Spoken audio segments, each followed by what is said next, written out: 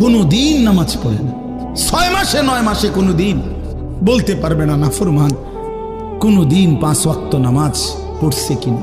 হায় হায়, এত বড় অসভ্য। মায়ের সন্তান হয় কেমন, বাবার সন্তান হয় কেমন?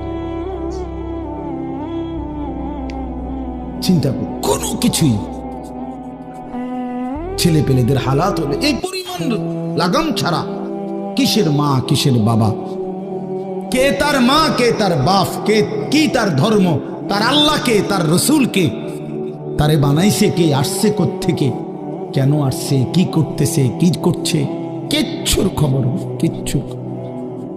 কিচ্ছুর খবর। আসে, হাঁটে, বুট খায়, বন খায়, মোবাইল টিপে, খারাইয়া মতে, বইয়া মতে, বন্ধু বান্ধবদের সাথে আড্ডা দেয়, মেয়ের পিছনে ঘুরে, অসভ্য অশ্লীল কথাবার্তা বলে। এটা কি এটা জিন্দিগি হলো?